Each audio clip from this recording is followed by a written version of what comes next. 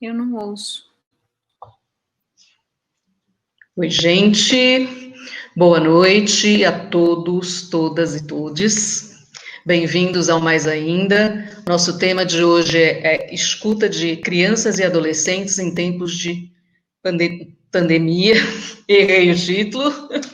É a escuta de crianças e adolescentes em situação de vulnerabilidade.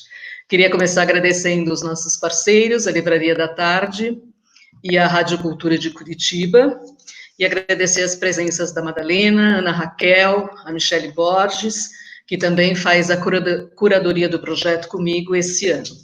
Eu vou apresentar as nossas convidadas e depois vou passar a palavra para a Michele, que ela vai fazer uma pequena abertura. Bom, hoje nós recebemos Ana Raquel Ribeiro, psicanalista e psicóloga pela PUC, coordenadora do programa Contato do Instituto Fazendo História, integrante do grupo de leitura e pesquisa Famílias no Século XXI, do Departamento de Psicanálise do Instituto Sete Sapiente e da rede de pesquisa Psicanálise e Infância do Fórum do Campo Lacaniano de São Paulo.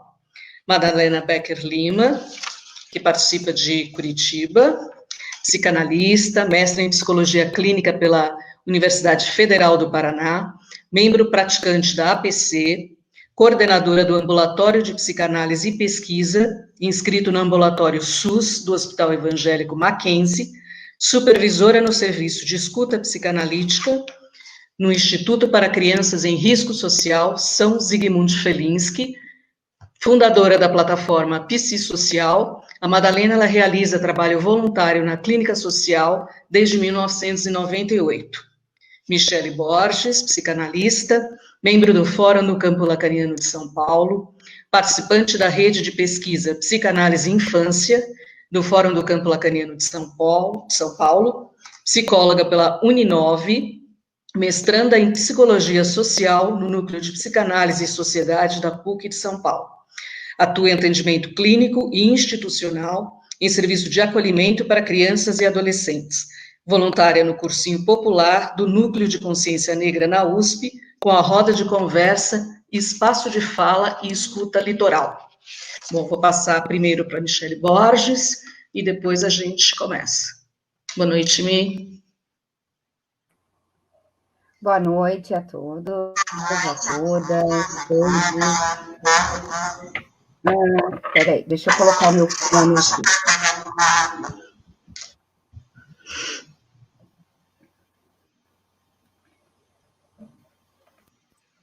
Bom, acho que agora vai melhorar o som. Tá jóia agora.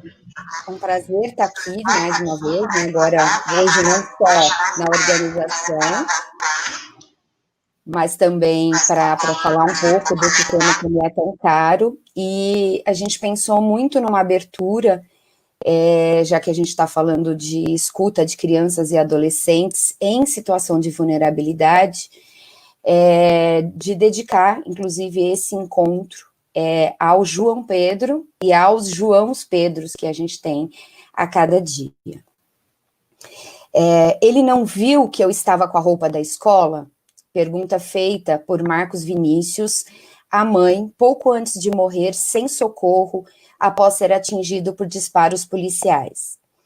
Somente em 2019 foram assassinados Cauã Vitor Nunes Rosário, de 11 anos, Ágata Vitória Félix, de 8 anos, Cauê dos Santos, 12 anos, Lucas Monteiros dos Santos Costa, 21 anos, Tiago Freitas, 21 anos, Henrico de Jesus Viegas de Menezes Júnior, 19 anos, Margarete Teixeira, 17 anos, dentre tantos outros. Há 8 dias, um novo assassinato brutal, dessa vez foi João Pedro, de 14 anos, baleado dentro de casa, numa ação policial enquanto brincava. Cerca de 70 tiros foram disparados contra sua casa, além de granadas. Na mesma semana, foram assassinados João Vitor, de 18 anos, e Rodrigo Cerqueira, de 19 anos, enquanto participavam de ações de entrega de cestas básicas em suas comunidades. No Complexo do Alemão, foram assassinados 13, também em ações de entrega de cestas básicas. A cada 23 minutos, uma pessoa negra é assassinada em nosso país. Já passamos de 20 mil mortos pelo coronavírus e sabemos que a maior parte dessas pessoas são das regiões mais pobres do nosso país, assim como as próximas vítimas desse vírus também serão. A orientação é para ficarmos em casa. Em casa, protegido do vírus, João Pedro não estava protegido da violência do Estado. O pai de João Pedro diz que não mataram apenas uma pessoa, mas uma família inteira. Eu hoje digo que o tiro no peito que matou João Pedro tem que atingir todos nós, para que juntos possamos fazer do luto uma luta contra esse projeto político de genocídio da população negra. Dedicamos, então, esse encontro a todos que foram tão cedo e de forma tão brutal e deixaram um poema luta, da Conceição Evaristo. Eles combinaram de nos matar, mas nós combinamos de não morrer. E assim a gente começa a falar sobre crianças e adolescentes em situação de vulnerabilidade. Obrigada, Mi. Bom, queria agradecer novamente a participação de vocês três. E a minha primeira pergunta vai para a Ana Raquel. Ana, primeiro eu queria saber o que vem a ser acolhimento, porque esse não é um conceito da psicanálise, né? E o que caracteriza uma situação de vulnerabilidade. E se há diferença entre situação de vulnerabilidade e situação de risco social. Olá a todos, boa noite. Queria começar agradecendo o convite e essa oportunidade de bater esse papo, né? Acho que a gente tem aqui a possibilidade de falar sobre coisas tão urgentes, tão importantes que estão acontecendo no nosso país. Acho que essa abertura que a Michele fez, né, deixa a gente já mobilizado, né? Mobilizado porque essa é a questão que nos toca muito. Quando a Paty pergunta, né, assim, o que é acolhimento institucional? Acho que eu falo, né, desse lugar, trabalho no Instituto Fazendo História, que é dedicado tem uma série de iniciativas e projetos que cuida exatamente dessa situação do acolhimento institucional. Nem todo mundo sabe disso, né? Então, o que define a situação de acolhimento institucional? Ela é definida por uma medida do Estado. Quando uma criança ou um adolescente está numa situação de violação de direitos, o Estado entra com uma medida protetiva para essas crianças, ficando com a guarda dessas crianças e adolescentes provisoriamente, até que esta situação de violação de direitos possa ser superada. Em outras palavras, né, o que acontece? Quando uma criança ou adolescente está lá na sua família e tem uma situação de violação ou de ameaça, né, de um direito, que pode ser por violência física, violência sexual, negligência, alguma situação de abandono, e aí a gente pode depois conversar um tanto mais sobre isso, mas enfim, uma situação em que coloca essas crianças ou adolescentes nesse cenário, o Estado é acionado e vai ter a guarda provisória desses meninos e meninas, fazendo com que eles temporariamente vão ser acolhidos numa instituição. Então, vão ser acolhidos num serviço de acolhimento institucional para crianças e adolescentes, comumente chamados de abrigos, né? Então, são crianças que vão morar por algum tempo nesse abrigo, sob a guarda do Estado, nesta medida protetiva, para que eles, até que a sua família possa se reorganizar e ter a guarda de volta, ou não sendo isso possível, essas crianças aí seriam, então, como última medida, encaminhadas para um processo de adoção. Então, quando a gente está falando de acolhimento institucional, a gente está falando de uma situação muito específica, dentro desse universo que a gente começa nosso papo aqui, né, desta situação de vulnerabilidade social ou situação de risco. Se a gente for distinguir essas coisas, a gente começa a ter que falar de vários aspectos, né? A vulnerabilidade social é mais ampla, né? Tem algo que inclui uma situação bastante abrangente e que eu gostaria até de chamar de desproteção social e que provavelmente vai incluir muitos desses meninos que a Michele falava, né? Mas é uma situação de desproteção social, de se colocar em risco, e que o acolhimento institucional vai estar na pontinha delas, né? Ali tem uma situação já de violação de direito, ou fato, ou uma ameaça muito forte. Quando a gente vai falar em risco, a gente está falando de algo bastante mais abrangente, né? Acho que para a gente começar a conversa, a gente parte daí, né? Ana, ainda com você, né, o ECA completa 30 anos esse ano, né? O ECA, o Estatuto da Criança e do Adolescente, ele é o marco legal e regulatório dos direitos humanos de crianças e adolescentes, né? Eu queria que você falasse um pouquinho da importância do ECA frente a um governo que claramente não tem políticas públicas para muitas coisas, né? Frente ao desmonte da educação, da ciência, da cultura. Qual a importância do ECA, tendo, pelo ponto de vista, a nossa conversa aqui? Eu acho que o ECA é absolutamente central, né? Ele é uma medida, ele foi determinado, foi instituído em 1990, tá? Esse ano a gente comemora 30 anos de ECA, mas comemora não é uma comemoração festiva, né? É uma comemoração de resistência. A gente precisa retomar o ECA no sentido, desde a instalação dele, como um ponto central na nossa história e que muda o estatuto da criança e do adolescente, né? Então, resgatando um pouquinho o que veio antes do ECA. O ECA surge num contexto em que a legislação vigente era o extinto Código de Menores, né? O Código de Menores é de 1970 e ele, até então, né, o que regia, então, a legislação vigente, que dava conta aí desta faixa da vida, né, faixa etária da vida de crianças e adolescentes, eles eram nomeados dessa forma, como menores, né? E isso já tem em si um caráter depreciativo de alguma forma.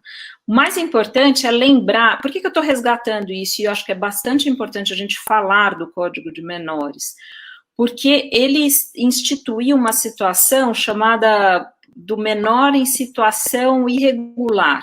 O que era o menor em situação irregular? Era qualquer criança, qualquer adolescente que estivesse sob risco, né, que a gente vai falando agora, né, ameaçado ali de uma situação de maus tratos, de uma situação de rua, sofrendo violência de qualquer ordem, e meninos e meninas, enfim, que tivessem também envolvidos com atos infracionais. Então, era tudo tudo farinha do mesmo saco. Então, uma indistinção entre as situações de desproteção e de ato infracional, e cujo objetivo central era segregacionista, né? Então, uma coisa de higienista, de tirar das ruas aquelas crianças e adolescentes que não convinha ter que conviver, né?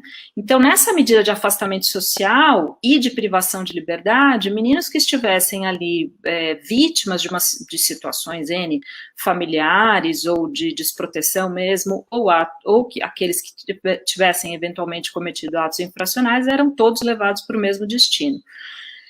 Então, situações de pobreza e de delinquência eram equiparados lá no Código de Menores e todos eles iam viver nessas grandes instituições segregados da sociedade. isso muda com o ECA. Então, em 1990, super recente, né, 30 anos atrás, o ECA surge para justamente mudar o status, o estatuto desses meninos, e vai apenas a partir daí reconhecer, o Estado passa a reconhecer que crianças e adolescentes são sujeitos de direitos, né, uma situação completamente diferente do Código de Menores. E ali, o ECA, ele, na verdade, distingue essa situação de risco de uma situação de conflito com a lei. Separa essas coisas. É importante ir resgatando, porque eu acho que o que a gente vai vivendo hoje é um ranço desta cultura que não é tão longe, não está tão longe assim na nossa história, de conceber a pobreza como um sinal de delinquência, e que vai, inclusive, fomentando discussões como redução de maioridade penal, esse tipo de situação que está muito presente hoje, né, nos debates. Então, é preciso que a gente resgate isso. Só em 1990, o ECA faz essa distinção, e eu estava falando do acolhimento institucional, que é uma pontinha do ECA, né? O ECA, na verdade, é uma legislação muito robusta, muito abrangente, que vai tratar desta criança e adolescente como um sujeito de direito em vários aspectos. Então, vai falar de direito à educação, direito à saúde, direito à cultura, ao lazer, à proteção integral em todos os aspectos. Vai tratar pontualmente de autorização de viagem, vai tratar do mercado consumidor infantil, então como pode ou não pode oferecer produtos e serviços às crianças. Então, ele é muito abrangente, ele de fato é uma legislação ampla e que vai separar, então, todo o campo do direito das crianças e adolescentes, das situações em que eles eventualmente venham a sofrer situações aí de negligência ou violência, vítimas, então, de uma situação de maus tratos ou qualquer outra desta ordem de violação de direitos, e vai distinguir também dos atos infracionais. Então, que também esses meninos e meninas vão passar a ter um lugar de medida socioeducativa, que é muito diferente lá do que concebia o Código de Menores. Obrigada, Ana. Agora eu queria ouvir um pouquinho da Madalena, que ela contasse um pouquinho da experiência dela em voluntariado e quais são as consequências da pandemia para crianças e adolescentes em vulnerabilidade. Boa noite a todos. Agradeço o convite, Patrícia e colegas, para que eu possa falar um pouco da minha experiência com essas crianças. E hoje eu gostaria de fazer um recorte, Patrícia, nesse trabalho que eu desenvolvo no Instituto São Zygmunt Felinski para crianças em risco social. É um instituto que recebe as crianças em contraturno à escola municipal. E nesse instituto, as crianças fazem uma refeição, elas almoçam, e aí elas são distribuídas em grupos por faixa etária, e cada grupo terá atividades de acordo com essa faixa de idade das crianças. Esse grupo, então, que vai realizar atividades, tem acesso a prática de esportes, práticas de arte, oficina de leitura, rodas de conversa. E essas crianças também, elas têm um livre demanda a solicitarem serem escutadas pelos psicanalistas que fazem parte desse grupo que trabalha no Instituto. Esse grupo é composto por Suzane Gapski, Thiago Hickley e Diego Françoise.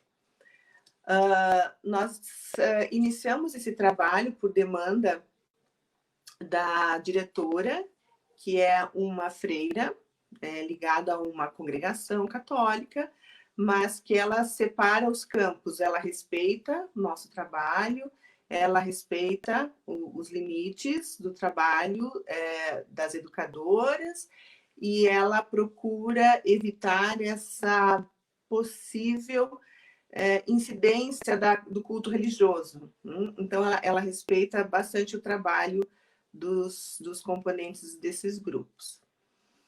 E nós fomos convocados por conta de um aumento da agressividade, da violência por parte de alguns adolescentes, uma dificuldade de comunicação entre as crianças e os educadores desse local. Fomos convocados, não é? Porque esta freira, essa diretora, soube do trabalho que era realizado com outras crianças em outro local onde eu trabalhei, e ela solicitou, então, uma escuta, um início de um trabalho com essas crianças, e o que se observou é que podemos dar voz ao sujeito dessas crianças, podemos escutar os educadores, colocar para eles um outro posicionamento com relação ao desejo e com relação à palavra dessas crianças. Então, esses educadores também nos acompanham nesse princípio da psicanálise de escuta e de lugar de sujeito. E o que houve ali, como mudança nesse instituto, foi que a palavra passou a circular, a violência, a agressividade começou a diminuir, e temos hoje em andamento uma série de atividades onde a escuta ela é predominante.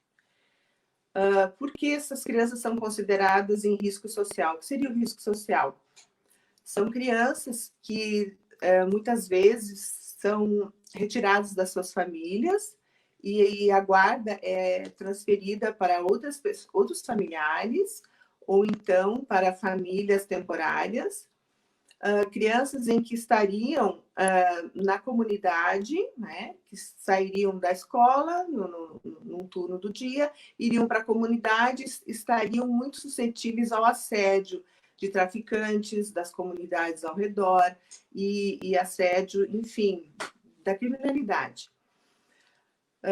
Crianças que poderiam ficar sozinhas por conta das mães trabalharem o dia todo, e houveram situações em que as crianças ficavam trancadas em casa, a gente sabe dessa realidade no Brasil, para que ficassem protegidas do risco existente na própria comunidade. Então, o Instituto recebe essas crianças e fazendo uma espécie de cuidado, de retirada do risco que elas estariam sujeitas estando sozinhas nas comunidades onde elas moram, onde elas habitam. Madalena, qual a faixa etária dessas crianças e adolescentes? São mais crianças, mais adolescentes? Qual a predominância? São crianças de 6 anos de idade até 16. Essa é a média. E, assim, são 150 crianças, Patrícia, em torno de umas 50 crianças na faixa entre 6 e 8 anos, mais ou menos umas 60 crianças na faixa entre 8 e 12, e o restante de 12 até 16 anos de idade. Nessa faixa etária. Tá joia, obrigada, Madalena. Agora eu queria ouvir a Michele, que você contasse um pouquinho da sua experiência, e aí vamos falar da outra ponta agora, né, para os profissionais que estão na linha de frente, nos abrigos, como é que está sendo esse momento para eles, que a gente está em pandemia, como é que estão essas crianças que estão acolhidas.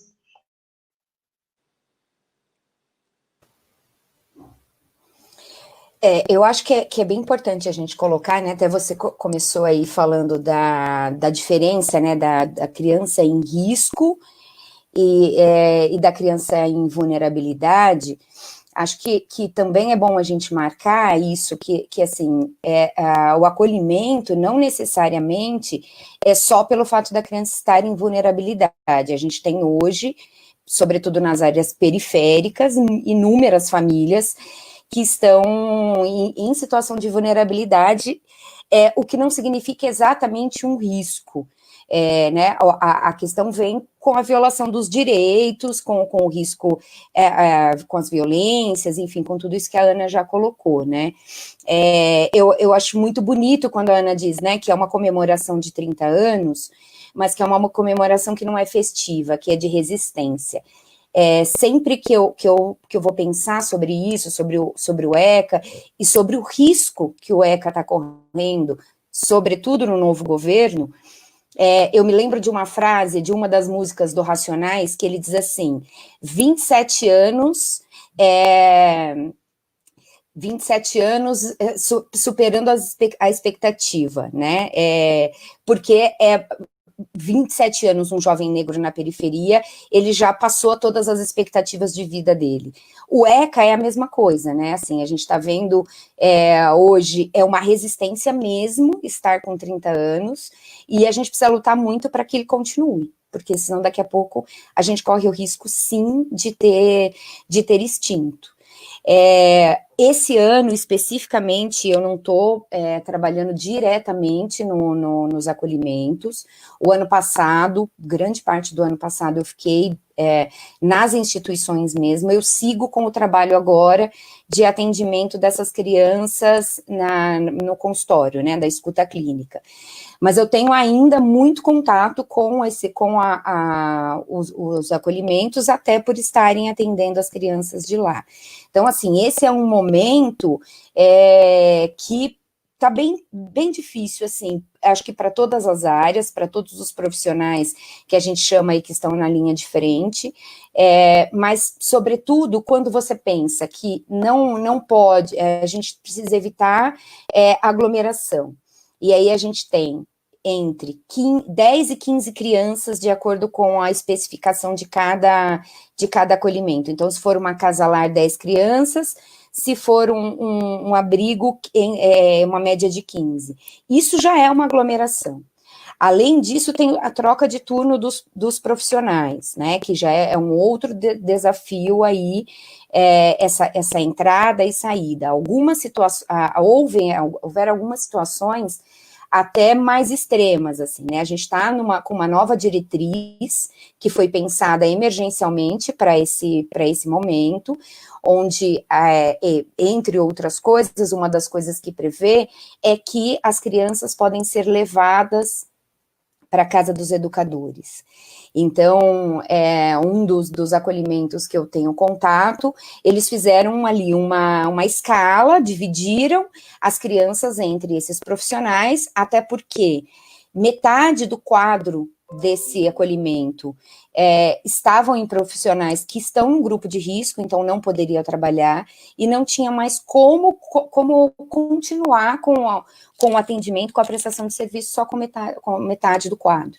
Então, as crianças foram levadas para a casa desses educadores, com todo um acompanhamento aí sim da equipe técnica do acolhimento, mas o que não deixa de ser uma questão também para a gente pensar, porque a criança ser tirada, né, a criança ou o adolescente ser tirada desse ambiente onde ela já está e ser levada para a casa de um educador. Outro desafio que eles tiveram foi a questão do vínculo, dessa criança começar a formar um vínculo diferente aí com esse educador estando na casa dele. Então, depois de um tempo, eles voltaram, fizeram alguns dias dentro do acolhimento, rodas de conversa, e aí redistribuíram as crianças para que não ficasse todo esse período com o mesmo educador. É uma medida que foi, né, uma das medidas de segurança, mas isso não deixa de ser uma problemática também. Além disso, uma das coisas que prevê é que, como nessa situação de pandemia, de isolamento, todo o trabalho que era feito por voluntários dentro das instituições, ele precisou ser interrompido. Então, isso também é mais um vínculo que, nesse período, essas crianças e adolescentes tiveram rompidos.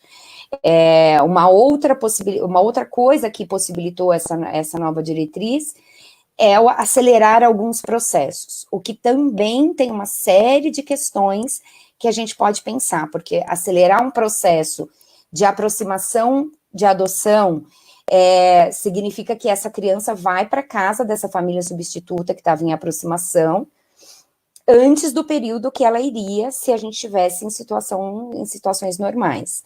Com uma família que está em isolamento, às vezes demora para sair a licença maternidade dessas mães, então tem tudo que a gente sabe da divisão entre tarefas de casa, home office, algumas têm outros filhos, e que já tem consequências sérias, assim, né? É muito raro ver situações, por exemplo, de devolução de crianças, de bebês.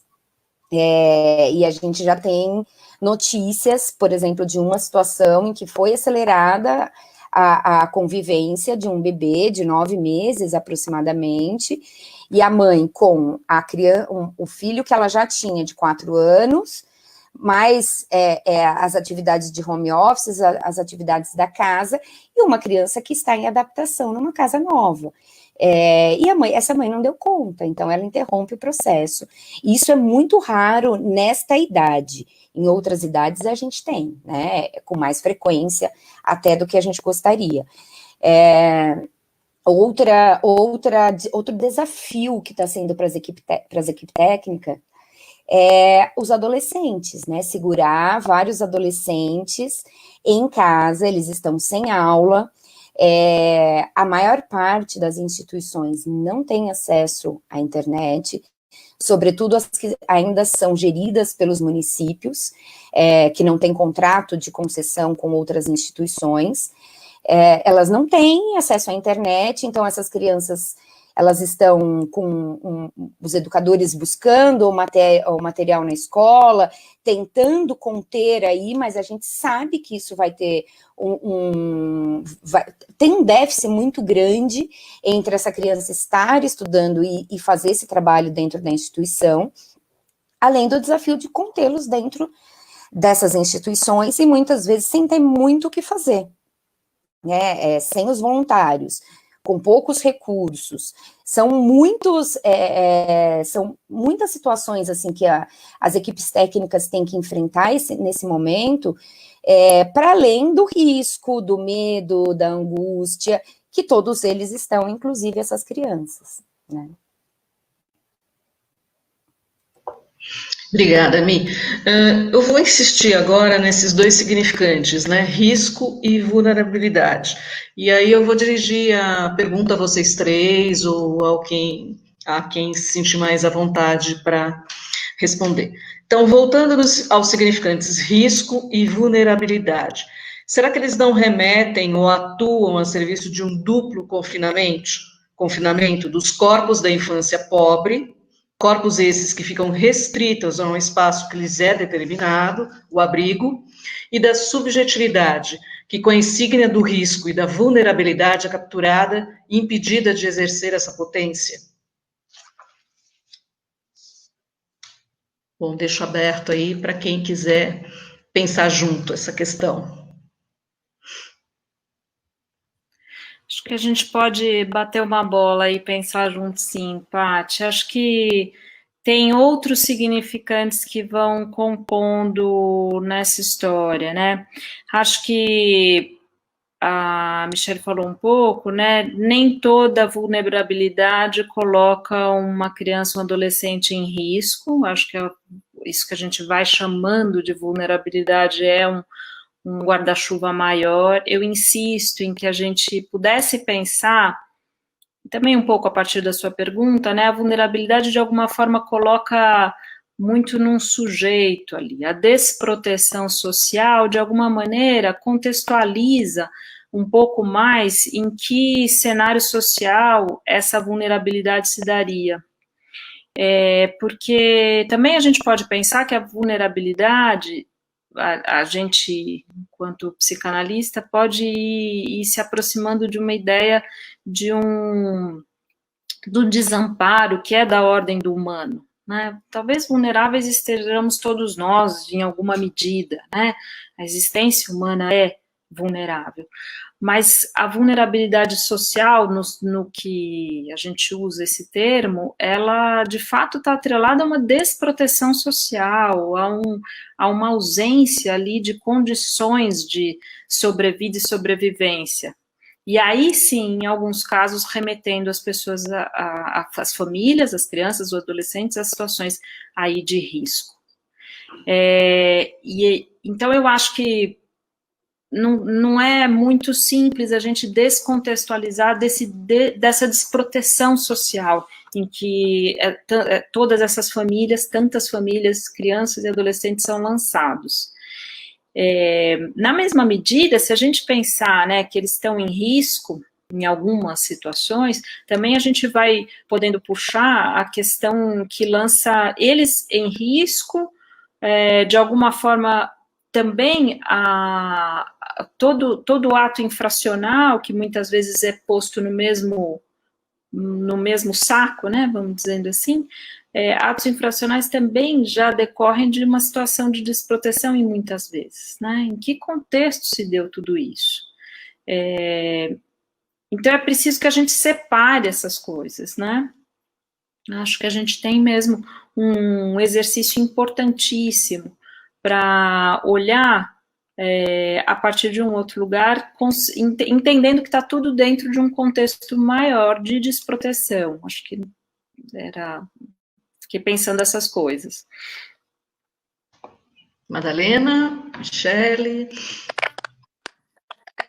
Então, Patrícia, eu gostaria de citar o artigo 227 da Constituição Federativa do Brasil, em que está escrito que é dever da família, da sociedade e do Estado assegurar à criança, ao adolescente e ao jovem, com absoluta prioridade, o direito à vida, à saúde, à alimentação, à educação, ao lazer, à profissionalização, à cultura, à dignidade, ao respeito, à liberdade e à convivência familiar e comunitária, além de colocá-los a salvo de toda forma de negligência, discriminação e exploração, violência, crueldade e opressão. O Estado promoverá programas de assistência integral à saúde da criança, do adolescente e do jovem, admitida a participação de entidades não governamentais mediante políticas específicas. Bom, está na legislação, que é um compromisso firmado pelo Estado, na Constituição brasileira, de promover esse bem-estar, esse cuidado com a criança e com o adolescente em todos esses aspectos. E nós vivemos, infelizmente, justamente uma série de problemas relativos a atos infracionais, abandono da escola, de violência contra a criança e o adolescente, por estarmos desamparados pelo Estado ou amparados o mínimo possível em alguns programas, conforme Michele e Ana relatam, né, na sua experiência, e deixamos, então, testemunhamos essa situação das crianças e adolescentes nesse desamparo, onde a lei não é cumprida pelo Estado, ou cumprida de modo muito parcial.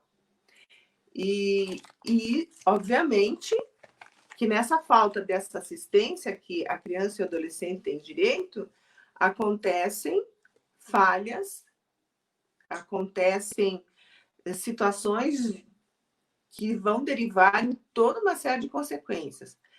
E entrevistando minha prima, que trabalha como assistente social em uma casa de recuperação, não, diríamos assim, é uma atividade que ela desenvolve numa casa de ressocialização de meninas menores infratoras.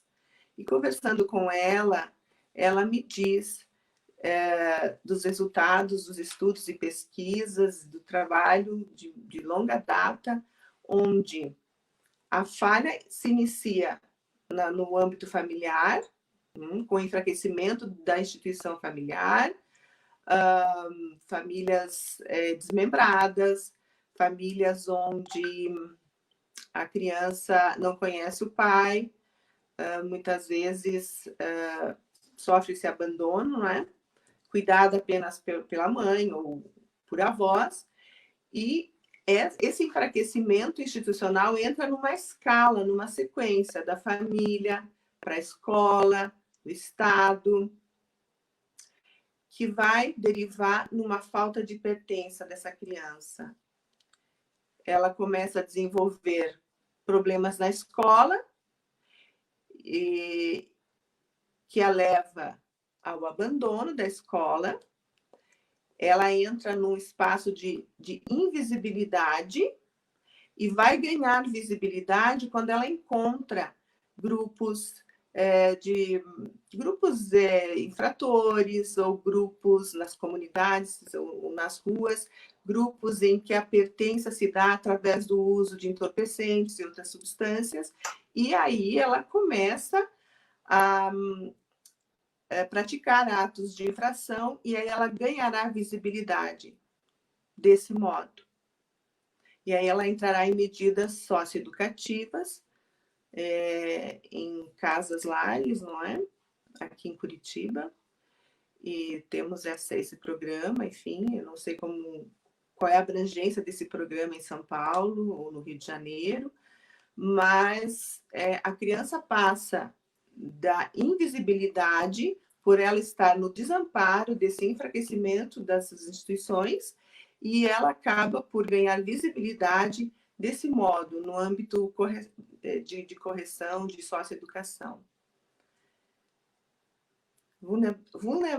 Vulnerabilidade e risco social, Patrícia, me parece que eles são significantes, que caminham lado a lado, nessa condição dessa população a que nós estamos nos referindo a esse trabalho hoje. Michele?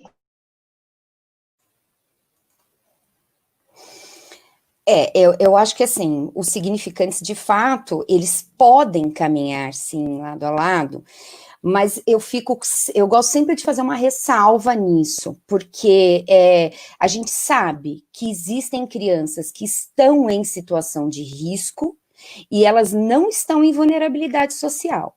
A questão é que essas crianças e adolescentes, elas não chegam nesses serviços que a gente está se referindo aqui, né? Da minha experiência aí de 8 anos nesse universo do acolhimento, eu nunca vi uma criança de classe média alta ser acolhida, apesar da gente saber das denúncias de violência sexual, e disso chegar nos hospitais. Os hospitais não chamam o conselho tutelar, né, os grandes hospitais, os hospitais aí da classe alta, por exemplo, não chamam o conselho tutelar numa possibilidade ali, ou de uma violência física, ou de uma violência sexual. Isso está na população vulnerável, isso sim. Os órgãos aí de proteção, eles acabam sendo chamados somente nessas classes. Não estou dizendo que não deveriam ser chamados nessas, a questão é que deveria ser chamado em qualquer situação de risco, né? Então, nem sempre quem está vulnerável socialmente está em risco, e nem sempre quem não está, não deixa de estar em risco. Tem crianças e adolescentes que a gente sabe disso que estão, né? Eu acho que assim, tem... falar só da criança em risco ou da vulnerabilidade, não dá para a gente dissociar desse papel do Estado, né? Como a Madalena leu, de fato a gente tem isso, né? Tem um artigo, isso está previsto na lei, o que também não significa que isso seja cumprido. O que a gente vê, inclusive, é que, inclusive, esse é o tema da minha pesquisa de mestrado, que é quando há um abandono do Estado nessas famílias, a gente tem muito mais risco para essas crianças e adolescentes. Muitas ações que o Estado poderia ter feito antes do acolhimento não são feitas, né? Então, se a gente olhar aqui a questão dos serviços, né, de garantia de direitos, dos serviços de proteção, quando a criança chega, às vezes, no acolhimento, que você vai fazer ali um estudo psicossocial dessa família e trabalhar junto com essa família, você vê nitidamente o quanto houve a ausência do Estado ali, e isso gera uma vulnerabilidade e às vezes um risco para essa criança, sim. Se a gente pensar hoje, né, a gente em condições normais, a gente já tem esses serviços trabalhando com poucos profissionais, tem municípios assim, que o CRAS, o CREAS, que são os órgãos aí que vão minimamente fazer uma interlocução dessas famílias com que elas precisam, eles têm às vezes 1 ou 2 profissionais trabalhando no município inteiro, a depender do município, se é menor, se é maior, é muita demanda, eles não dão conta, né? Se a gente pensar hoje, numa situação de pandemia, em que tanto o CREAS quanto o CRAS estão voltados para esse atendimento da população, alguns não têm nem documento para receber o auxílio emergencial, não tem nem CPF, então não conseguem receber o auxílio, e aí estão indo lá, às vezes porque não tem dúvidas em relação a isso, não tem onde buscar. O Conselho Tutelar, nesse período, está trabalhando com plantões, então, se tiver uma denúncia, tudo ficou mais lento nesse período que a gente está vivendo agora, né? Eu queria só aproveitar para comentar que tem um comentário aqui, né, que alguém pergunta como é que essas instituições, os abrigos, são fiscalizados, né? Até já houve uma pessoa aqui que está nos ajudando, respondendo também, dizendo que a Defensoria Pública, o Ministério Público acompanha os acolhimentos e as instituições, e a gente tem outros órgãos também, né, o CMDCA, por exemplo, que está ligado aí à Secretaria de Assistência Social, que também é um órgão que são pessoas que fazem essa fiscalização, além da escuta das crianças, dos adolescentes, que são feitas pela equipe técnica do fórum, né? A vara da infância tem sempre uma dupla de um psicólogo, uma ou psicóloga, e um profissional da assistência social, que trabalha em cada caso. Acompanha, essa mesma equipe tem nos acolhimentos, então essas equipes do fórum fazem escuta sempre que tem algo ali que parece que não está bem, ou tem algo relacionado à instituição, é chamado tanto a equipe técnica quanto a diretoria, e além das visitas que são sistemáticas, que vão lá nas instituições para poder fazer essa fiscalização. Eu acho que, assim, muito, às vezes, o acolhimento, eu sempre me pergunto, né, se o acolhimento, ele é uma proteção, e evidente que mas ele muitas vezes também é uma violência, porque às vezes o motivo do acolhimento de uma criança, se há um trabalho feito por essas equipes, nessas famílias, sobretudo do CRAS e do CREAS, aí, se eles conseguem acompanhar, e até o Conselho Tutelar acompanhar essas famílias um pouco mais de perto, muitos acolhimentos seriam evitados. Então, se evita um risco, às vezes, no acolhimento, né, uma violência, mas se traz outra, que é a dessa por exemplo, de estar longe da família, de como essa criança vai significar esse acolhimento, e que algumas, a situação sim se configura como um trauma muito grande, então não dá para a gente culpar só essas famílias. Eu acho que a gente tem um sistema, um sistema de governo, um Estado extremamente ausente e extremamente violador, tanto com relação às famílias quanto a essas crianças e adolescentes. Michelle, eu queria aproveitar esse gancho que você trouxe, né? Oi? Eu ia só complementar, Paty, por favor. a Patrícia, uma observação dela. é que acho que a Michelle falou uma coisa bem importante, que é esse recorte, né? Na distinção do risco, sim, a gente tende a colocar sempre esse risco junto com a situação de vulnerabilidade, e essa distinção que a Michelle trouxe é bem importante de lembrar, né? O recorte, quando a gente vai lá para acolhimento, o recorte das crianças e adolescentes que estão acolhidos é muito claro, um recorte socioeconômico e étnico-racial. Essas coisas vêm juntas. Então, olhar para que população está lá no acolhimento é muito importante, porque ela vai dando sinais de o que falhou, o que falta, o que fura na nossa sociedade, na nossa organização de sociedade. Por que só essas crianças pobres e majoritariamente negras ou não brancas é que estão lá no acolhimento? Será que as crianças ricas, brancas, estão de fato protegidas? Né? Ou será que ali tem uma, como também Michelle falou, uma dupla violação de direitos e violência nessa situação específica, né? E eu queria complementar, pensando em que lugar também essas famílias de origem são ouvidas, né? De onde elas são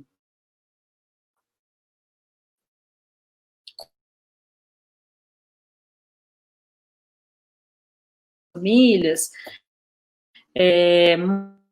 muito associadas a estruturadas, famílias desorganizadas, famílias pais ausentes, ou drogaditos, ou, enfim, alcoolistas, algo que vai amarrando ali uma espécie de uma identidade enrijecedora dessas famílias, que também não ajuda, voltando à questão da escuta, né? Qual é a escuta que é oferecida para essas famílias, para além dessa identidade tão marcada pejorativamente, e que as impede ali de circular em outro lugar que não seja desses significantes que as amarram, né?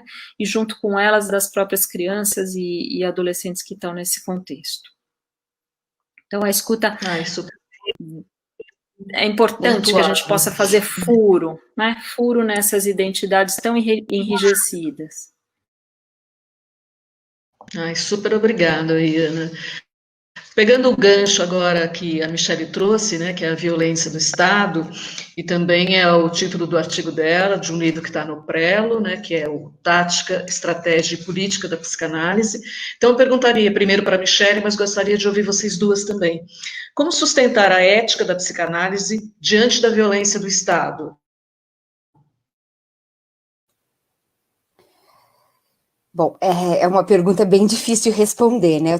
Eu tô tentando há um tempinho, tentando escrever sobre isso. Exato. Tô às voltas com isso aí já há algum tempo. Assim, eu penso que a ética da psicanálise, né, também é fazer resistência ao exercício de poder. Acho que a escuta de um psicanalista na instituição, seja com essas crianças e adolescentes, como também as famílias, como a Ana trouxe, que é bem difícil, eu acho que, de certa forma, isso é uma possibilidade aí de sustentação da psicanálise diante dessa violência e dessa violação que o Estado vai cometendo. Eu acho que o trabalho que a gente tem dentro da instituição também passa por uma questão que, assim, né, do manejo da psicanálise, né, da transferência ali com essas crianças, e da questão do desejo, porque se a gente pensar, né, a ética da psicanálise é a ética do desejo, né, do sujeito ali. Então, e quando o desejo da criança é estar numa família, ainda que seja uma família, né, que não seja protetiva, que seja violadora, não é invalidar esse desejo ou ele não ser escutado, mas aí me parece que o caminho possível seja pelo manejo disso mesmo, né? Como manejar esse desejo, como manejar esse real que atravessa essa criança que vai parar numa instituição de acolhimento, onde é muito difícil entender, para ela entender por que ela está ali. Muitas vezes se cria uma fantasia dessas crianças em relação ao que é essa família, como foi esse cuidado. Isso é muito comum da gente ouvir, assim, às vezes escutar uma história dessa criança, que é a história que ela deu conta de falar, ou até de um adolescente, e quando você vai, né, ter uma reunião com a equipe técnica, assim, se houve tantas violências que foram trazidas ali por essa que está no caso, que está no processo, e que a criança não trouxe, né? Ali tem uma fantasia também do que é estar nessa família. Às vezes o modo de se relacionar dessa criança ou adolescente com as outras pessoas passa pela violência, porque é o que ela conheceu como modo de se relacionar. Então, eu penso que se algo que a psicanálise pode fazer aí, diante dessa violência e dessas violações do Estado dentro de uma instituição, passa pelo lugar da escuta, de poder dar um lugar de escuta para essas crianças, essas famílias, e para essa equipe que também está ali no dia a dia, porque também é um desafio grande, né, para os educadores que estão ali, para a própria equipe técnica, que às vezes tem os seus laudos e as suas falas invalidadas em audiências.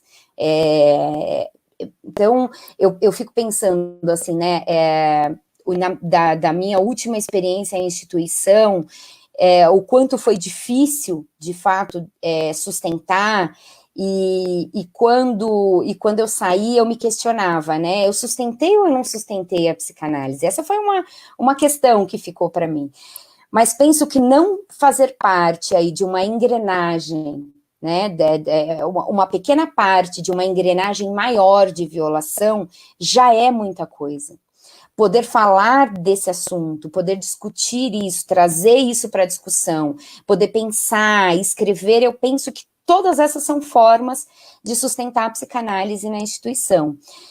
Para além disso, eu penso que para cada criança ali, adolescente, que se abre uma escuta, às vezes a diferença, né, quando a gente pensa num trabalho institucional, você pensa assim, bom, tem que ter uma grande mudança para a gente ver o trabalho. E às vezes esse trabalho, ele é para aquela criança, aquele adolescente que houve uma possibilidade de escuta e que nem sempre vem pelo profissional também que está ali. Sempre que eu trabalhava com equipes, eu trazia isso, que assim, às vezes a criança consegue um lugar de escuta e tem uma transferência ali, né, um vínculo, que não é com a equipe técnica, que às vezes é com a educadora, que às vezes é com uma profissional que está ali trabalhando na cozinha, que às vezes é com o motorista, e o quanto que é importante a gente também escutar esses profissionais, até para entender com quem essa criança está se vinculando. E eu tive algumas experiências muito gratificantes estando dentro da instituição e não sendo, ainda assim, não era um trabalho clínico, era um trabalho institucional, mas de poder oferecer essa escuta, assim, eu acho que a diferença fez para aquele indivíduo, né, para aquele sujeito ali, que pôde ser ouvido para além dos outros significantes que vão marcando, né, de criança que está acolhida, da criança que está num abrigo, da criança que está sem a família. Tem muito mais, né, e aí esse sujeito é muito mais do que esses significantes que vão marcando eles e elas ali dentro desse lugar aí que é o acolhimento, né, e acho que, assim, é um assunto que é muito importante a gente trazer, porque em algum momento a Ana até comentou, né, que o acolhimento, ele tinha, o ECA, ele vem também para tirar um pouco dessa ideia higienista que tinha no Código de Menores, né, mas o quanto isso ainda está na nossa sociedade. Um dos municípios que eu trabalhei, por exemplo, Eles tinham um formato de instituição que eles chamavam de abrigão, porque era um prédio com várias crianças que ficavam sempre isolados assim da cidade. E aí a instituição era uma casa-lar. Então, quando o modelo casa-lar vem para esse município, as casas são os bairros residenciais do município. E o quanto que os vizinhos se incomodavam com esses adolescentes que às vezes só estavam sentados na calçada do portão da casa deles, conversando, e o quanto que vinha uma coisa de querer tirar esses adolescentes dali, entendendo o acolhimento como um isolamento, como de certa forma, uma prisão, e o que não é isso, né? É muito diferente. Então, acho que era isso, assim, acho que as colegas agora podem complementar um pouco. Madalena, por favor. Olha, Patrícia, eu quero contar um pouquinho que quando eu cheguei no Instituto, quando fui apresentada pela direção, né, para algumas crianças, uma das crianças perguntou assim: a psicanalista, você vai me dar remédio, né? Outra criança, você também é psicóloga? Eu não gosto de psicóloga, porque eu já fui lá ser atendido pela psicóloga e eu detestei, não gostei não do que ela falou para mim. Ela me encheu de conselho que eu não gostei, não tem nada a ver com a minha vida. Então, a experiência dessas crianças, de algumas delas, de passar por centros de atendimentos municipais, públicos, não é? de psicologia, onde linhas que são adotadas são linhas, às vezes, ortopédicas, linhas que vão treinar o comportamento da criança, são outras diretrizes clínicas que são mais econômicas ao Estado, por serem breves, por serem realizadas em poucas sessões, e muitas dessas crianças tinham passado por esses atendimentos e estavam extremamente decepcionadas. Não se sentiram escutadas, acolhidas, respeitadas, e manifestaram, né, qual era a impressão que elas haviam tido, qual era a experiência que elas haviam tido com a psicologia. E então isso causou uma resistência no início, foi feito assim, tivemos muita paciência, livre demanda, uma escuta ali nas rodas de conversa, e aí eles foram percebendo a diferença da escuta da psicanálise, como eles eram escutados nas rodas de conversa e como eles não foram escutados em outra experiência de tratamento. Então, essa diferença que a psicanálise marca eu não sei se eu poderia dizer em oposição, mas como diferença de lugar que se dá ao sujeito, que há uma escuta da enunciação, que há um bancar a palavra junto do sujeito, essa tua palavra, é isso que você está dizendo? Então, isso vale. A resposta virá de acordo com a validação dessa palavra da criança.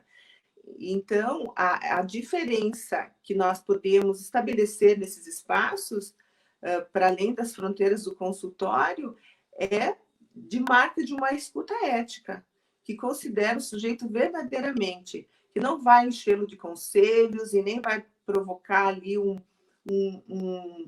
tratamento de educação, como se fosse um tratamento pedagógico, de quem sabe o que é melhor para a criança, de modo algum.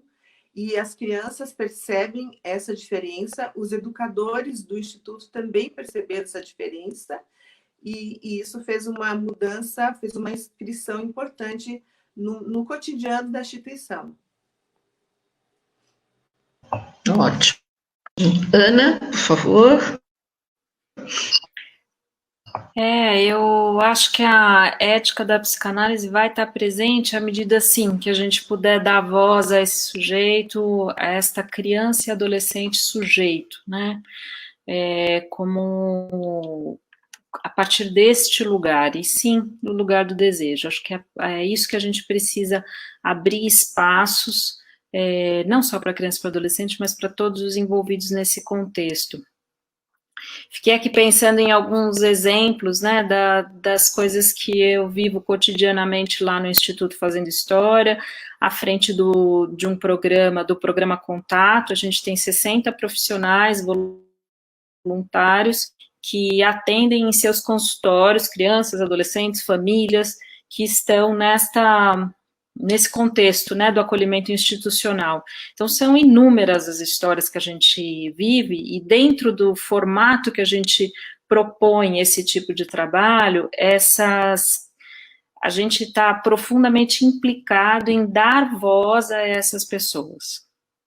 Eu estou lembrando aqui de inúmeras situações, mas um exemplo, assim, que está dentro do nosso trabalho, a gente propõe que a nossa inserção, o nosso trabalho seja construído em rede. Então a gente trabalha atendendo nos consultórios as crianças, adolescentes e famílias, mas a gente está articulado com os profissionais dos abrigos, e a gente também está articulado com os profissionais do judiciário, né? Então, os psicólogos e assistentes sociais que estão lá responsáveis pelos casos.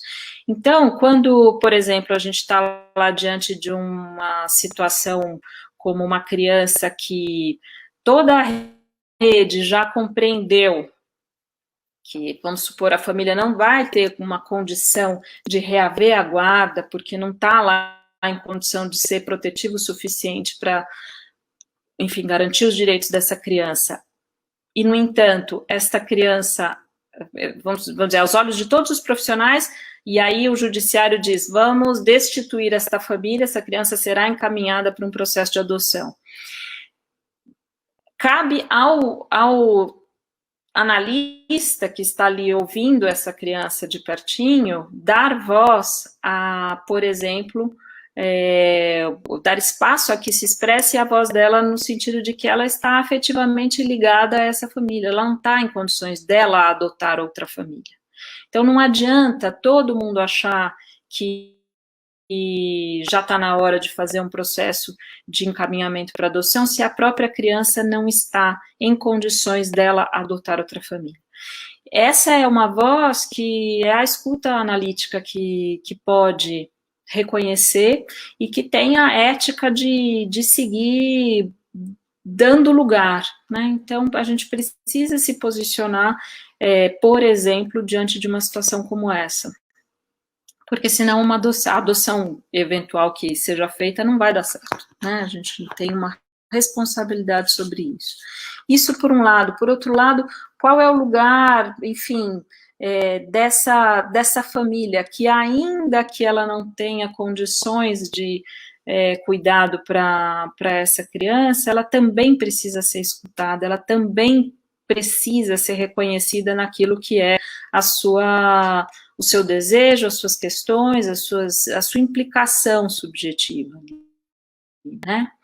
Estou aqui pensando numa situação que a gente viveu com uma criança que, na verdade, era um bebê de uma mãe que já tinha tido muitos outros bebês, e quando esse bebê chegou para ser acolhido, veio uma informação muito, muito superficial a respeito dessa mãe, né? Então ela não tinha condições, ela estava ali uma situação de rua e não ia ter condições de ficar com o filho, e que então era isso.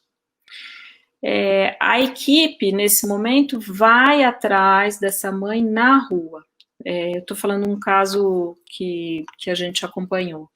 A equipe vai atrás dessa mãe na rua e vai percebendo que, na realidade, ela não é que ela simplesmente estava desinteressada do seu bebê, ela estava sem notícias dele, né? Ninguém tinha voltado a ela para dizer para onde tinha ido aquele filho. Aquele, assim como todos os filhos anteriores, esse já era o 6º ou 7º filho dessa mulher.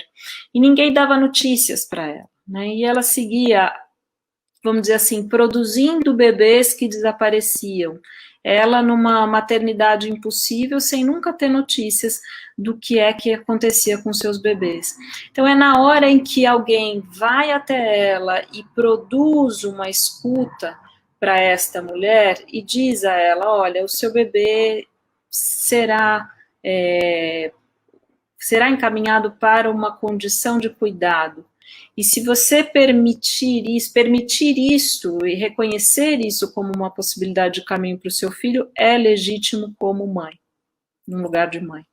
É nessa hora que ela vai sendo escutada, é que ela pode se fazer mãe e que ela pode também interromper esse ciclo de produzir bebês para tentar se haver com uma maternidade impossível. A escuta dessa mãe foi fundamental para que ela pudesse também ser cuidada. Então, ela vai, a partir daí, faz uma laqueadura, que até então ela não aceitava de forma alguma.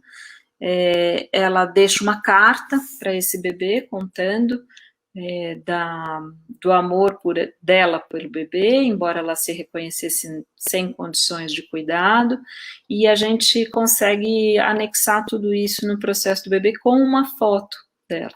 Então, até aquele momento, também o bebê passa a ter uma outra condição em relação à sua própria história. Ele não é uma criança que foi abandonada ou não desejada. Ela pode seguir com uma notícia muito clara do que se passou com ela. Então, enfim, acho que são movimentos que a gente vai fazendo e isso demanda um esforço de ir atrás dessas histórias, de se dispor a escutar essas pessoas, se dispor a dar lugar à fala de todas elas, para poder dar um destino, tanto para a mãe, que não vai seguir com aquele filho, mas que pode se reconhecer como mãe, tendo permitido que essa criança tivesse uma outra família, quanto para o bebê, que passa a ter uma história legítima, que não é simplesmente um carimbo identitário do abandono. E isso muda tudo, né, na vida dessa criança. Nossa, que efeito, né? Esse pequeno gesto pôde produzir, né? Muito bacana mesmo essa história.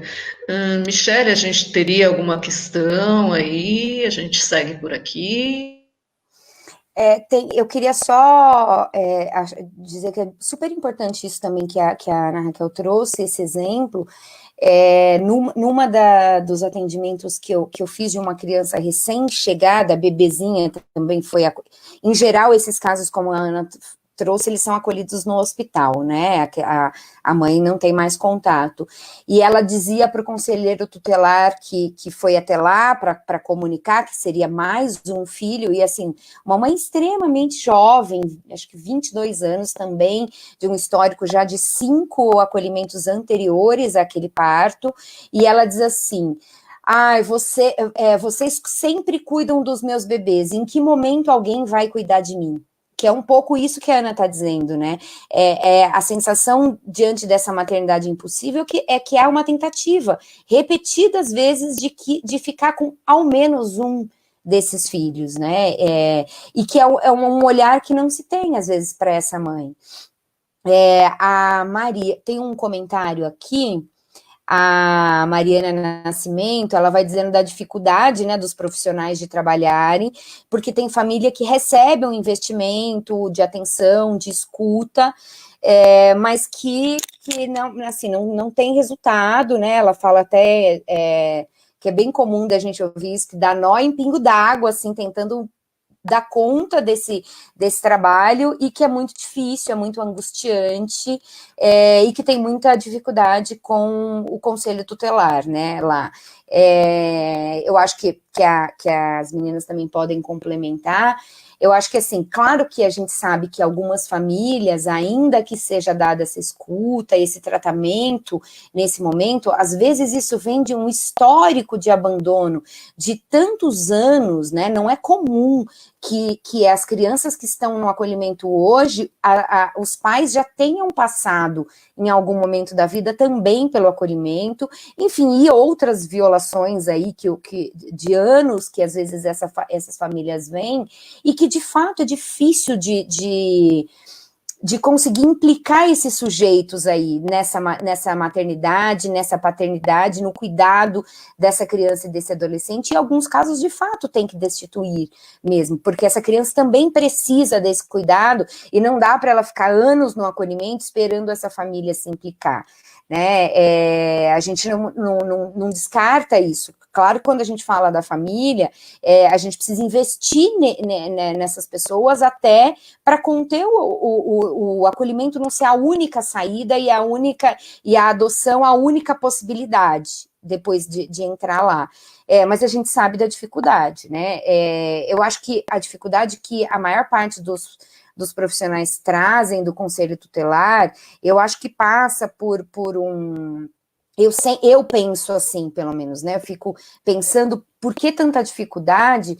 Eu acho que é um cargo ali que é eleito, muitas vezes de pessoas que não têm tanta sensibilidade até para pensar todas essas situações. Tem algo que confere aí que não dá para dizer que não tem um exercício de poder, porque tem o conselheiro tutelar, ele vira uma autoridade, e aí, claro que a gente não pode generalizar, tem profissionais muito bons, eu fiz parceria com profissionais do Conselho Tutelar muito bons, mas assim, também tem os profissionais que que fazem o julgamento desses casos de acordo com as suas próprias crenças e os seus próprios preconceitos. Então, a começar da gente ter que se perguntar o que é vulnerabilidade, a depender do lugar que você está atuando. Então, o que é vulnerabilidade num lugar como São Paulo, capital, é muito diferente da vulnerabilidade num município menor e periférico. Então, se a gente não puder sair desse lugar e não classificar tudo, tudo fica muito mais difícil. E nem todos os conselheiros, e aí a gente não pode falar só de conselheiro, a gente também tem muitos casos sendo julgados pelos próprios crenças e preconceitos, também na vara da infância, também nos profissionais que estão no CREAS e no CRAS, e também na equipe de psicólogos e assistentes sociais, gente. Né? Somos pessoas e é preciso cada vez mais a gente poder discutir sobre isso, até para não repetir essas coisas. Porque, de fato, no momento ali em que está sendo avaliado aquele caso e acompanhando, sobretudo quando se tem a situação de uma denúncia, precisa estar despido mesmo dos próprios preconceitos para poder entender aquele caso e ajudar, e não simplesmente acolher e pronto. Né? Eu não sei se as meninas querem complementar, a Ana, a Madalena. Eu gostaria, sim. Acho, Michele, importante também a gente poder pensar quais são os critérios que a gente muitas vezes usa para dizer o que é uma família que está em condições ou não de cuidado. Se atravessado por algumas referências, o que é suficiente para dizer que tem condições ali uma família. Estou aqui pensando nas inúmeras vezes que eu já ouvi, né, coisas do tipo, eu fui lá na casa, fiz a visita domiciliar, mas, puxa, aquela casa estava muito suja, ou era uma casa muito descuidada, com parâmetros que vêm de um outro lugar, de um outro contexto. Né? A gente acompanhou um caso, agora estou aqui lembrando, né, em que nas nossas visitas domiciliares, a gente pôde ali observar uma condição de extrema precariedade material, de um jeito todo muito rude e violento de se tratar, no sentido de tinha ali uma coisa muito de puxa pela orelha, então a mãe puxava pela orelha, filho meu não vai faltar na escola, puxando pela orelha, e dando tapa, e batendo, e tinha uma coisa muito violenta ali, a partir de uma referência, mas era um atravessamento ali que estava todo centrado no cuidado, filho meu não vai faltar na escola. Então, qual é a leitura que a gente é capaz de fazer a partir de um contexto, né? Se a gente vem tomado de uma série de preconceitos, muitas vezes fica difícil dar conta. Um outro caso que a gente acompanhou por muitos anos era um pai que ia tentando de tudo que falavam para ele fazia, mas nada nunca era suficiente. E a gente ia se perguntando, mas até quando, né? Até qual é o limite disso? Então, tem vários aspectos dessa história. Às vezes é impossível tirar certas famílias de uma condição de insuficiente sempre. Então, independente do que ela faça. E, por outro lado, às vezes, ela não vai mesmo dar conta. Às vezes, a gente está ali diante de uma situação de extrema precariedade que a pessoa mal consegue cuidar de si mesma. Ainda assim, a gente precisa colocá-la num lugar de escuta possível e de mínima responsabilização, que é um dos exemplos que eu dei lá da mãe, que pôde se colocar ali como mãe, e deixar um registro, e deixar uma carta para o seu filho, ou mesmo se despedir de outras formas. A gente também acompanhou casos assim, né, de pais que foram se implicando ao reconhecer a impossibilidade de cuidado, e legitimar isso, inclusive se despedindo dos seus filhos, de uma forma digna. A gente acha isso tudo, muitas pessoas acham isso extremamente difícil, e é trabalhoso, é difícil de fazer, demanda muito, mobiliza muito, mas tem que ser um horizonte dessa referência ética que a gente falava, porque implicar um sujeito não é uma história com final feliz, necessariamente, mas é a história é a história contada, né? Inclusive nas suas dificuldades. Super bacana, Ana. Madalena, você queria acrescentar alguma coisa? Eu queria aproveitar para você falar um pouquinho também da plataforma psissocial, se vocês têm aí no horizonte também a escuta de crianças e adolescentes. Eu gostaria de comentar essa questão anterior, que Ana e Michele discorreram também já, mas, assim, me preocupa bastante o abuso de autoridade que imaginariamente se pretende querer saber, como dono de um saber, não é? Do que é melhor para uma criança, sem ouvir essa criança e sem ouvir a família dessa criança. Denúncias são registradas e a burocracia judiciária, ela é muitas vezes de longa duração e de averiguação a longo prazo, até chegar a um julgamento e de uma decisão, não é?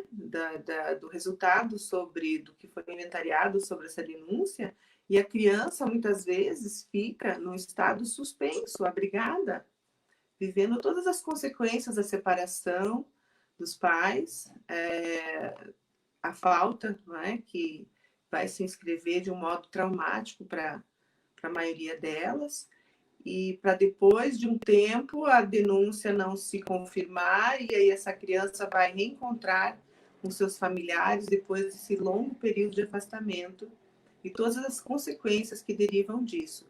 Acho que é uma questão muito importante a demora, não é, desse processo todo e os efeitos disso na vida de uma criança e de uma família.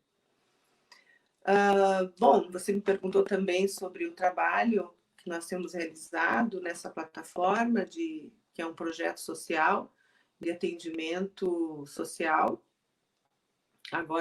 Agora estamos recebendo demandas online, né? As pessoas têm entrado em contato com o site, solicitado escuta, famílias com situações de dificuldade com as crianças, casais, não é? A gente observa os dados levantados na China, houve um índice muito alto de divórcios ao final da pandemia, e nós percebemos que depois de 60 dias, 70 dias, em estado de choque, nessa reclusão, as manifestações sintomáticas começam a emergir.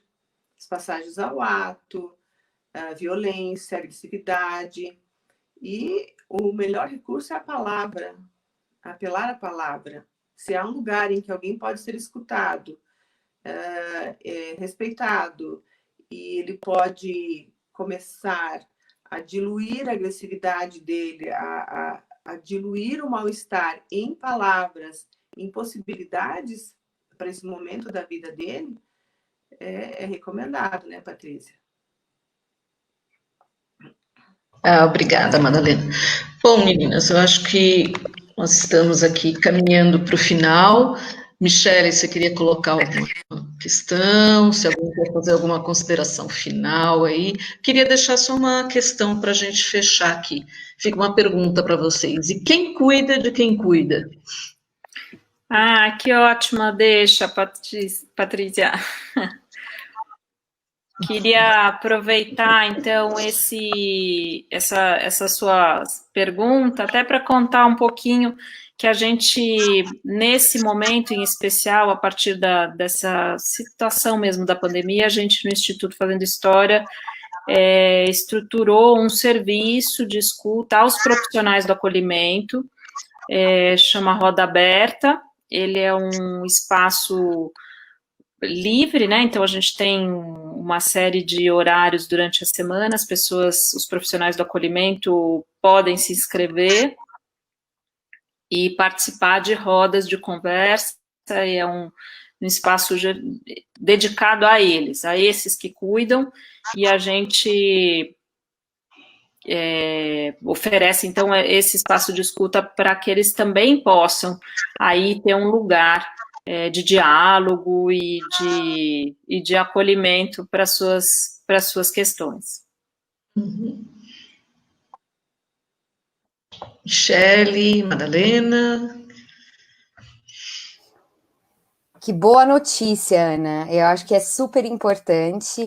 Em teoria, Paty, a equipe técnica aí teria que dar esse apoio para a equipe de educadores e de profissionais, né? Eu digo em teoria porque na prática a gente sabe que são tantas demandas ali no trabalho, inclusive uma parte extremamente burocrática da equipe, e que às vezes não é comum os profissionais se perderem aí na burocratização do trabalho e de fato não conseguirem dar essa escuta também para os profissionais. É claro que a equipe técnica também precisa dessa escuta.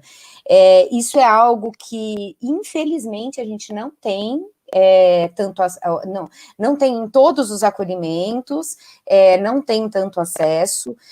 No trabalho que eu vou fazendo de escuta dessas crianças, como quando a gente trabalha com criança e adolescente na clínica, né, que ali você escuta a criança, você também tem uma escuta com os pais, eventualmente com a escola. Eu já tive casos de babá, avós, porque são todas figuras que estão aí no convívio com essa criança. Quando eu faço uma escuta de uma criança que está em situação de acolhimento, em geral eu escuto também a equipe técnica, a coordenação do acolhimento, os educadores, porque é isso que eu estou dizendo, às vezes eu tenho notícias de coisas dessa criança, de falas, de notícias do caso, mais pelo educador do que propriamente pela equipe técnica. Mas, de fato, um serviço de apoio à equipe técnica, nem todos têm, em função de recurso, em função de tempo, tem uma supervisão, que isso na maior parte dos acolhimentos tem, até por ter uma certa obrigatoriedade, que inclusive o Instituto Fazendo História faz uma supervisão bem importante com os profissionais, tanto com a equipe técnica quanto com esses educadores. Mas um serviço de cuidado mesmo, de fato, nem em todo lugar a gente tem. Madalena? Posso fazer só mais um comentário antes? Só complementando, Paty, porque nesse trabalho que a gente está oferecendo do Roda Aberta, o que aconteceu foi que a gente teve a oportunidade de ouvir gente do Brasil inteiro, né? Falar um pouquinho de coisa, um aspecto bom, talvez, será que dá para chamar dessa forma, né? Essas coisas, o uso da tecnologia permitiu a gente acessar pessoas que estão muito longe, né? Então, entraram nas rodas pessoas dos mais diferentes estados do país inteiro, trazendo realidades muito variadas, né? O que eu queria só comentar é o quanto o mote a esse espaço de escuta foi a pandemia, mas a pandemia traz só uma exacerbação, joga a luz em questões que já estavam lá, né? O que a gente observa é que as questões do acolhimento, os problemas do acolhimento são os mesmos antes da pandemia, só que num grau a mais, né? São potencializados. Então, a solidão dessas equipes, eu acho que é importante isso que a Michelle falou, né? Tem uma situação de muita solidão, né, de eles se verem de fato muito sozinhos, são profissionais que estão na linha de frente, num trabalho dificílimo, que demanda muito dessas pessoas, tá frente a frente com desamparos de toda a ordem, e no entanto, se veem muito sozinhos com isso, né, isso já era a realidade, e eu acho que tem um efeito maior ainda nesse momento de pandemia. Então, de fato, a Roda Aberta é um convite mesmo aos profissionais todos, educadores, psicólogos, assistentes sociais, enfim, todos esses profissionais estão na linha de frente para que eles possam aí ter espaços de escuta. Muito bacana. Madalena? Então, Patrícia, quando você organiza essa roda de conversa entre a gente e nós podemos compartilhar essa discussão, não deixa de ser... Está sem câmera, Madalena. Só um minutinho. Oi, Agora sim. Patrícia. Voltei. Então, ok. Então, quando você organiza essa live, você também está cuidando de cuidadores, tá bom?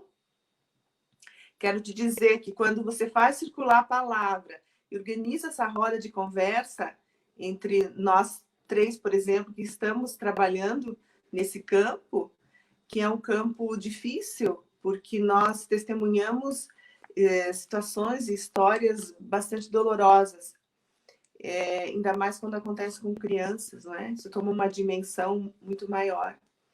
A gente sabe da importância da infância na estruturação da personalidade e no destino de um sujeito. Então, é mais doloroso. Então, quando nós podemos compartilhar, né, como fizemos hoje, eu me sinto cuidada. Né? Eu posso falar, eu posso ouvir o testemunho, a experiência das colegas. Acho isso um modo de cuidar. E na instituição em si, eu percebo que alguns profissionais se colocam no estado de defesa, de negação, estão numa posição de educadores e eles não precisam de ajuda, porque eles são fortes o suficiente para dar conta daquele trabalho, daquela escolha. Então, quando eles armam essas defesas, fica difícil se estabelecer uma transferência, uma escuta, fica difícil para que eles possam formular o sofrimento e a castração, né, que eles estão vivendo. Mas quando cedem dessa defesa, aí nós construímos pontes. Né? Eu percebo essa ponte lá no Instituto, em que começa a acontecer também essa escuta do educador, e aí ele está sendo cuidado pela nossa escuta. Também escutado no seu desejo, no seu conflito, no conflito de estar naquela posição de educador, com relação a algumas crianças em específico, onde a dificuldade aumenta, onde eles se colocam numa identificação ou eles tomam para si, né, as formulações, as reações das crianças. Então, a psicanálise pode cuidar do cuidador também oferecendo a escuta. Obrigada, Madalena. Só um minutinho. Ana, as pessoas estão perguntando como acessar a roda aberta do Instituto. A gente tem um link em que é possível fazer inscrição. Eu não sei se aqui a gente tem como divulgar ou como eu posso... Bom, isso está no site do Instituto, na verdade, mais simples, né? Acessando o site do Instituto Fazendo História. O site é www.fazendohistoria.org.br. No próprio site, vocês localizam a agenda. Tem uma agenda de eventos, e lá tem o link do Roda Aberta.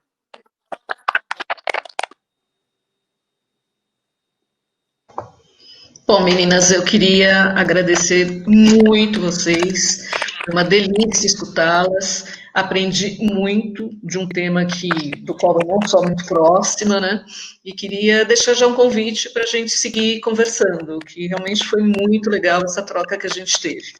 Queria agradecer mais uma vez a Rádio Cultura de Curitiba, que é nossa parceira, a Livraria da Tarde, que é quem nos acolhe presencialmente. Normalmente a livraria faz uma indicação de livros, né, relacionados aqui ao nosso tema. Ela está fazendo entregas delivery nessa época aí de pandemia, e depois a Michele vai deixar essa indicação bibliográfica aqui. Mi, você quer pontuar mais alguma coisa antes da gente se despedir? Quero só agradecer a Madalena, a Ana, foi incrível poder dividir esse momento com vocês, aprender também mais um pouquinho do acolhimento, porque é tão difícil, tem tantos detalhes, e acho que cada uma estava falando aí de um lugar, e isso soma muito na nossa experiência. Agradecer também as pessoas que participaram aqui, que mandaram comentários, muitos comentários agradecendo, parabenizando pelo assunto, pelo tema. Agradecer a todos que ficaram aqui com a gente, a Paty por essa parceria, a Rádio Cultura, a livraria. A gente vai deixar a lista também no Facebook, a lista de indicações de leitura que a Livraria da Tarde preparou para a gente. E fica o convite, como a Paty falou, para conversar mais sobre esse assunto. Obrigada. Joia, gente, obrigada. Boa noite, meninas. E foi muito bom estar com vocês aí, dividir essas horinhas. A gente está longe, mas a gente está pertinho. Isso mesmo, gente. Obrigada, boa noite, um prazer. Boa noite. Tchau, gente. Até o próximo. Até. Tchau, Madalena. Tchau.